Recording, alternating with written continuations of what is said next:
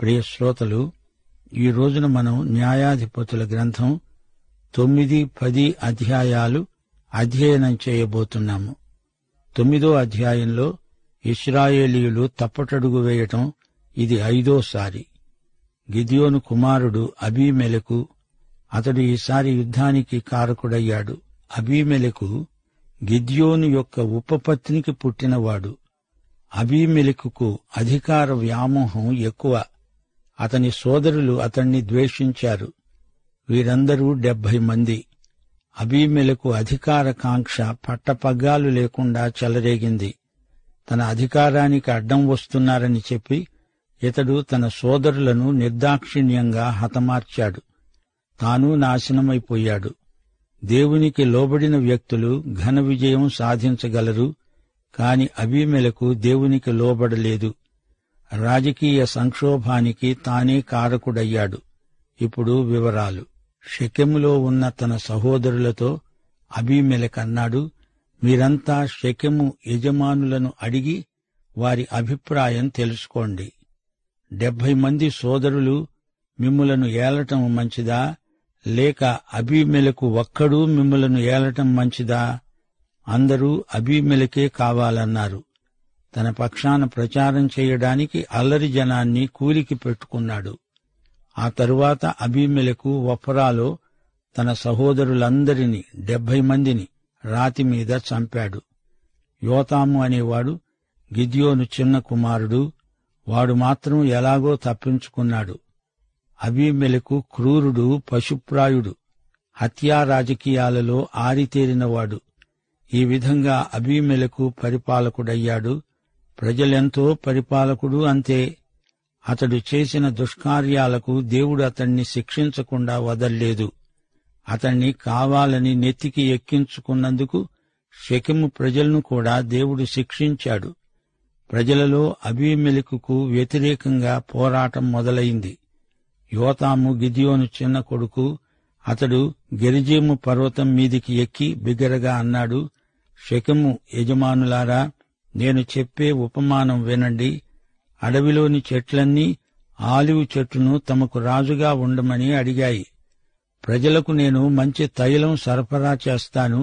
ఈ సేవను మాని మీకు నేను రాజునవడం నాకు ఇష్టం లేదు.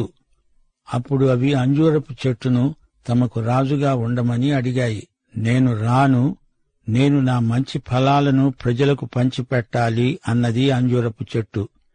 అలాగే ద్రాక్షవల్లిని అడిగితే, నేను దేవుణ్ణి మానవులను సంతోషపెట్టే ద్రాక్షరసం ఇవ్వడం మాని రాజునవ్వడానికి రాను పోండి. చివరికి అడవిలోని చెట్లన్నీ కలిసి ముండ్ల పొదను ఆహ్వానించాయి. ముండ్ల పొద అన్నది, రండి, నా నీడను ఆశ్రయించండి, లేకపోతే అగ్ని నాలో నుండి బయలుదేరి లెబానోను దేవదారు చెట్లను కాల్చివేస్తుంది. నా తండ్రి పనికత్తె కుమారుడు అబీమెలెకు, నా తండ్రి మీకు చేసిన ఉపకారానికి ఇదా మీరిచ్చే ప్రతిఫలం? అబీమెలెకు ముండ్ల పొదలాంటివాడు. అతని అగ్ని మిమ్మల్నందరినీ చివరికి అతణ్ణి కూడా దహించేస్తుంది. అంతటా యోతాము పారిపోయి బేయేరు అనే చోట కాపురమున్నాడు. యోతాము ఉపమానం ఎంతో అర్థవంతమైనది. ఈ ఉపమానంలోని చెట్లు గిద్యోను 70 మంది కుమారులు. ముండ్ల పొద అబీమెలెకు. మీరు ఎన్నుకునే చెట్లు మంచివైతే ఫలాలు కూడా మంచివే. ముండ్ల పొద పరిపాలిస్తే అది అందరినీ దహించి వేస్తుంది. యోతాము ఉపమానం అక్షరాలా నెరవేరింది. అబీమెలెకు షెకెమును దగ్ధం చేశాడు. చివరికి తాను తలపగిలి చచ్చాడు. అబీమెలెకు 3 సంవత్సరాలు పరిపాలించాడు. దురాత్మ ప్రభావం చేత అబీమెలెకు మోసపోయాడు. షెకెమీయులు దారిదోపిడీలు చేశారు. దేవతాలయంలో తిని తాగి అబీమెలెకును దూషించసాగారు. గాలు అనేవాడు అబీమెలెకుతో యుద్ధానికి తలపడ్డాడు. అబీమెలెకు గాలును తరిమేశాడు. 45వ వచనం. అబీమెలెకు అరోమా పట్టణాన్ని నాశనం చేసి ఉప్పు చల్లాడు. అతను సల్మోను కొండ ఎక్కి గొడ్డలి చేత పట్టుకుని చెట్ల నుండి పెద్ద కొమ్మను నరికి భుజం మీద వేసుకుని తనతో ఉన్నవారు అలాగే చెయ్యాలని శాసించాడు. కోట చుట్టూ ఆ కొమ్మలను వేసి కోటను అగ్నితో కాల్చివేశాడు. షెకెము గోపుర యజమానులు ఇంచుమించు 1000 మంది చచ్చారు. సోదరీ సోదరులారా, వింటున్నారా? అబీమెలెకు షెకెము రాజు. ఈ షెకెములో పూర్వం అబ్రహాము ఉన్నాడు. అక్కడ ఉన్నప్పుడే షెకెము యువరాజు యాకోబు కుమార్తెను మానభంగం చేశాడు. యోసేపు ఎముకలు షెకెములో పాతిపెట్టబడ్డాయి. ఈ షెకెములోనే యెహోషువ ప్రసంగం చేసినప్పుడు ప్రజలు దేవునితో నిబంధన చేసుకున్నారు. ఇశ్రాయేలుకు దేవుడే రాజు. అబీమెలెకు దేవుని స్థానాన్ని దురాక్రమణ చేశాడు. తన సహోదరులను హతమార్చాడు. పదవీకాంక్ష అబీమెలెకును తినేసింది. దైవ కేంద్రితమైన అధికారం నిలుస్తుంది. స్వార్థ కేంద్రితమైన అధికారం కుప్పకూలిపోతుంది. మత వ్యాపారం చేసేవారు భక్తులు కారు, వారు సమాజ వ్యతిరేక శక్తులు. యోతాము చెప్పిన ఉపమానం సారాంశమిదే. సత్ప్రవర్తన లేని దౌర్భాగ్యుణ్ణి, సౌశీల్యము లేని వంచకుణ్ణి అధికారపీఠమెక్కించకండి. అబీమెలెకు ఒక న్యాయాధిపతిగా తన కర్తవ్యాన్ని నిర్వర్తించినవాడు కాడు. దేవుడు వెంటనే ఎందుకు చర్య తీసుకోలేదు అంటారా? పాపి పశ్చాత్తప్తుడవడానికి దేవుడు అవకాశమిస్తాడు. దేవుని దీర్ఘశాంతం పాపిని పశ్చాత్తాపానికి నడిపించాలని ఆయన ఉద్దేశ్యం. దేవుడు అబీమెలెకుకు 3 సంవత్సరాల వ్యవధి ఇచ్చాడు. న్యాయాధిపతులు 9వ అధ్యాయం 50 నుండి 57వ వచనం వరకు. ఆ తరువాత అబీమెలెకు తేబేసు గోపురానికి వెళ్ళాడు. ఆ పట్టణం నడుమ ఒక బలమైన గోపురం ఉంది. జనమంతా గోపురం మీదికి ఎక్కారు. ఆ గోపురాన్ని దగ్ధం చెయ్యాలని చూచాడు. అతడు గోపుర ద్వారమునొద్దకు రాగా ఒక స్త్రీ అబీమెలెకు తల మీద తిరగటి రాతిని పడేసింది. అతని తల పగిలింది. ఆడదాని చేతిలో చావడం అతనికి అవమానమనిపించింది. ఒక బంటును పిలిచి, నన్ను కత్తితో పొడువు అని అడిగి పొడిపించుకొని అబీమెలెకు చచ్చాడు. యోతాము శాపం వారి మీదికి వచ్చింది. గిద్యోను యొక్క ఉంపుడు కత్తె కొడుకు అబీమెలెకు. ఇతని కథ విషాదాంతం. మొదట గిద్యోను బయలుదేవతారాధికుడే, కాని సత్యదేవుణ్ణి ఎరిగినవాడై అతడు గొప్ప కార్యాలు చేయగలిగాడు. కాని అతని కుమారుడు అన్యులు కూడా చేయ సాహసించని అసభ్య కార్యాలు చేశాడు. కీర్తనలు 68 వచనం 14. సర్వశక్తుడు అక్కడ రాజులను చెదరగొట్టినప్పుడు సల్మోను మీద హిమము కురిసింది. అబీమెలెకు ముండ్లకంపలాంటివాడు. ముండ్లకంప అడవినంతా తగలబెట్టింది. తాను మండి మశాన్నమైపోయింది. దేవుడు చేయనిదే తమను తామే నాయకులుగా చేసుకున్న వారికి శ్రమ. శ్రోతలు, మనమిప్పుడు న్యాయాధిపతుల గ్రంథం 10వ అధ్యాయానికి వచ్చాము. ఈ అధ్యాయంలో మొదటి 5 వచనాలలో 2 న్యాయాధిపతుల వృత్తాంతం చెప్పబడింది. అబీమెలెకు తరువాత తోలా న్యాయాధిపతి అయ్యాడు. అతడు షామీరు అనే చోట నివసించాడు. 23 సంవత్సరాలు తోలా పరిపాలించాడు. అతని తరువాత యాయీరు న్యాయాధిపతి అయ్యాడు. ఇతడు 22 సంవత్సరాలు న్యాయాధిపతిగా పరిపాలించాడు. అతనికి 30 మంది కుమారులు. వారికి 30 ఊళ్లున్నాయి. 30 గాడిద పిల్లలనెక్కి తిరిగేవారు. వాటిని యాయీరు గ్రామాలు అని వ్యవహరిస్తారు. యాయీరు గాని అతని 30 మంది కుమారులు గాని ఏమి చేసినట్లు? యాయీరు కొడుకులు గాడిద పిల్లల మీద స్వారీ చేస్తూ సరదాగా తిరిగారు. అంతకు మించి వారు చేసిందేమీ లేదు. వీరి తరువాత ఇశ్రాయేలీయులు తిరిగి విగ్రహారాధనలో పడిపోయారు. ఎప్పటికాలిట్టిట్టే దేవుడు వారిపై కోపగించి ఫిలిష్తీయుల చేతికి, అమ్మోనీయుల చేతికి వారిని అప్పగించాడు. 18 సంవత్సరాలు ఇశ్రాయేలీయులు శత్రువుల చేతిలో ఎంతో చితికిపోయారు. అప్పుడు ఇశ్రాయేలు వారు దేవునికి మొర్రపెట్టి క్షమాభిక్షను కోరారు.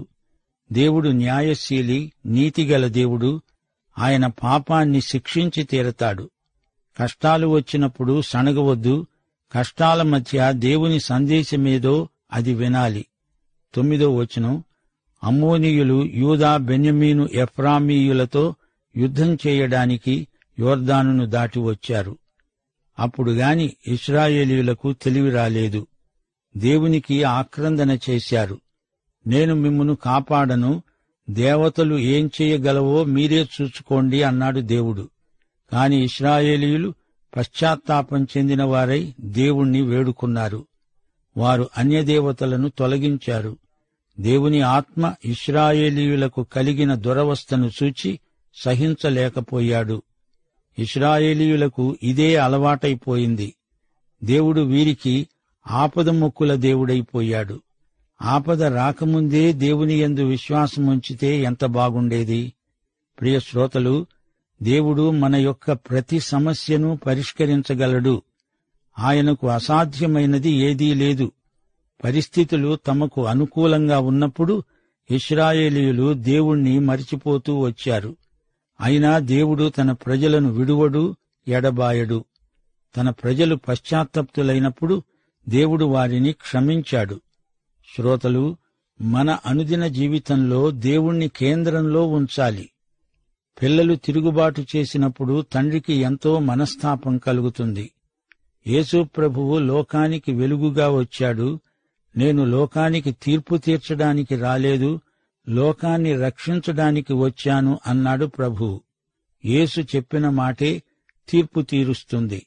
శ్రోతలారా, దేవునికి సన్నిహితులై ఉండండి. తీరా తీర్పు వచ్చాక ఏడవటం కాదు, ముందుగానే ప్రభువు దగ్గరికి రావాలి. న్యాయాధిపతులు 10వ అధ్యాయం 17-18 వచనాలు. అమ్మోనీయులు గిలాదులో దిగారు, ఇశ్రాయేలీయులు మిస్పాలో దిగారు.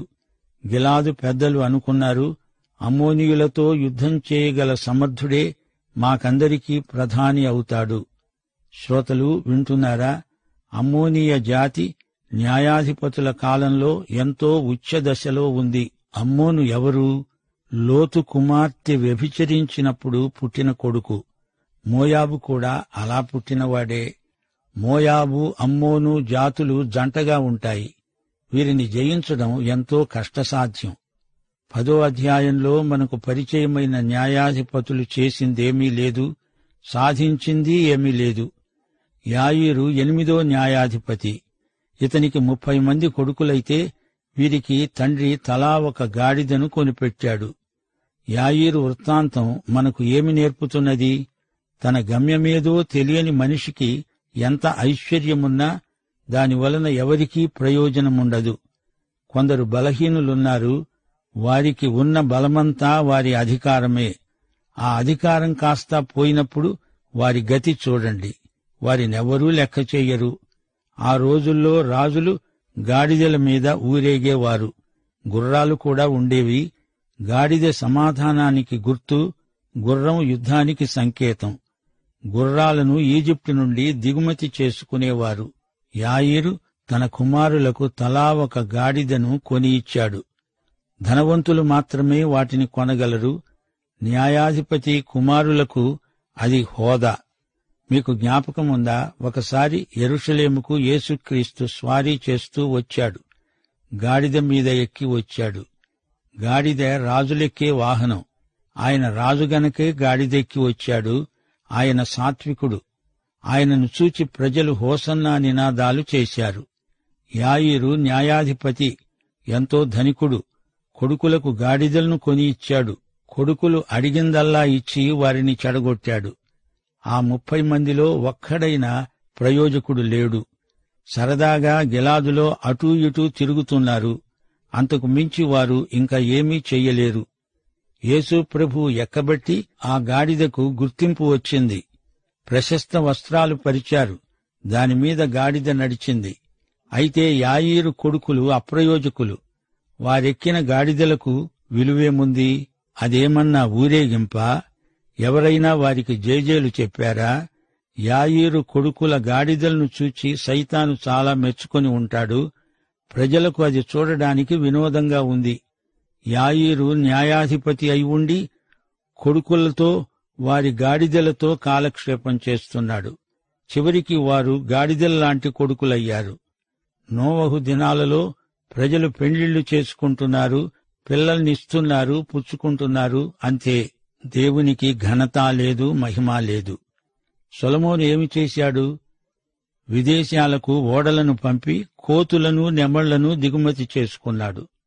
తాను రాజై ఉండి ఇదేనా చేయాల్సింది? ఇదెలాంటి కాలక్షేపం? ఇదేమి వినోదం? నెమళ్ల అందం చూచి ఓహోహో అన్నాడు, కోతి చేష్టలు చూచి హిహిహి అన్నాడు. అంతకు మించి మరేమీ లేదు.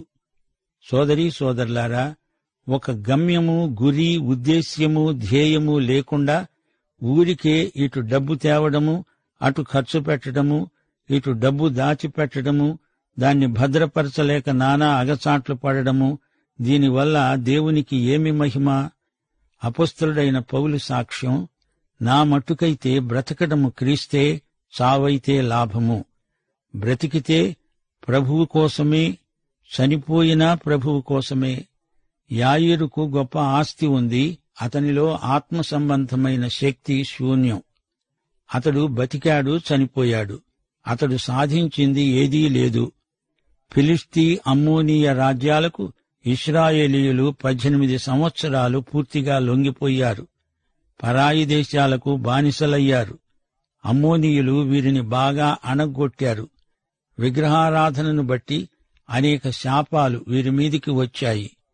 యిర్మీయా 17వ అధ్యాయం 9వ వచనం అంటోంది, హృదయము అన్నిటికంటే మోసకరమైనది, అది ఘోరమైన వ్యాధి గలది, దానిని గ్రహించగలిగిన వారెవరు? ఈ హృదయ వ్యాధిని ఏ మానవుడు గ్రహించజాలడు. యేసు ప్రభువు పరమ వైద్యుడు. ఆయన వద్దకు వస్తేనే కాని ఈ హృదయ రోగము నయం కాదు. దేవుడు ఇశ్రాయేలును తన సాధనముగా ఏర్పరచుకున్నాడు. ఆ సాధనం చెడిపోతే దాన్ని అవతల పెట్టివేసే హక్కు, అధికారము ఆయనకుంది. దేవుడు మన మీద ఆధారపడి ఉన్నాడని భ్రమపడవద్దు. మనమే ఆయన మీద ఆధారపడవలసిన వారము. తిరిగి ఇశ్రాయేలీయులు పశ్చాత్తాపాన్ని వెలిబుచ్చారు. దేవుని తట్టు మరిలారు. దేవుడు వారిని క్షమించాడు. ఈ అధ్యాయం చివరలో ఇదే సత్యం ప్రకటించబడింది. ఇశ్రాయేలీయులకు నాయకుడు లేడు. అది గొప్ప సంక్లిష్ట పరిస్థితి. దేవుడు ఏ నాయకుణ్ణి పంపుతాడో వారికి తెలియదు. దేవుని నడుపుదల కోసం కనిపెట్టుకొని ఉన్నారు. గిలాదు నివాసులందరికీ ఒక ప్రధాని కావాలి. పరిశుద్ధాత్మ దేవుని ప్రజల అధోగతిని చూచి ఎంతో దుఃఖించాడు, సహించలేకపోయాడు. సోదరీ సోదరులారా, ఈ రోజున పరిశుద్ధాత్మ విశ్వాసుల్లో నివాసమున్నాడు. ఆయనను దుఃఖపరచకూడదు. పరిశుద్ధాత్మకు వ్యతిరేకంగా దేవుని బిడ్డలు పాపం చేయకూడదు. పరిశుద్ధాత్మ ఒక వ్యక్తి. ఈయనకు వ్యతిరేకంగా విశ్వాసులు మాత్రమే పాపం చేయడం జరుగుతుంది. మత్తయి సువార్త 12వ అధ్యాయం 31-32 వచనాలు, మనుష్యులు చేసే పాపములు, దూషణ వారికి క్షమించబడతాయి, కాని ఆత్మ విషయమైన దూషణకు పాప క్షమాపణ ఉండదు. పరిశుద్ధాత్మ కార్యములను తృణీకరించకూడదు. హెబ్రీ పత్రిక 10వ అధ్యాయం 29వ వచనంలోని హెచ్చరిక, దేవుని కుమారుణ్ణి పాదములతో త్రొక్కి తాను పరిశుద్ధపరచబడడానికి సాధనమైన నిబంధన రక్తమును అపవిత్రమైనదిగా ఎంచి కృపకు మూలమైన ఆత్మను తిరస్కరించినవాడు ఎంత ఎక్కువైన దండనకు పాత్రుడిగా ఎంచబడతాడని మీకు తోస్తున్నది. పరిశుద్ధాత్మను కాదని పాపి తన నిజస్థితిని గ్రహించనేరడు. పరిశుద్ధాత్మను ఎదిరించకూడదు. విశ్వాసి యొక్క నూతన జన్మ పరిశుద్ధాత్మ క్రియే. పరిశుద్ధాత్మను వ్యతిరేకించడం ఘోరమైన నేరం. న్యాయాధిపతులు 10వ అధ్యాయం 16వ వచనం, దేవుని ఆత్మ ఇశ్రాయేలీయులకు కలిగిన దురవస్థను చూచి సహించలేకపోయాడు. ప్రియ సోదరుడా, సోదరి, నీ సంగతేమిటి? నీవు యేసుక్రీస్తును నీ స్వంత రక్షకుడుగా ఎరుగుదువా? ఆయనను అంగీకరించావా? తీర్మానం చేసుకోవడానికి పరిశుద్ధాత్మ నిన్ను నడిపించునుగాక. పాఠం ఇంతటితో సమాప్తం. మన ప్రభువైన యేసుక్రీస్తు వారి దివ్య కృప, తండ్రి అయిన దేవుని పరమ ప్రేమ, పరిశుద్ధాత్మ యొక్క అన్యోన్య సహవాసము, సమాధానము మనకందరికీ నిత్యత్వము పర్యంతము తోడై ఉండునుగాక. ఆమేన్.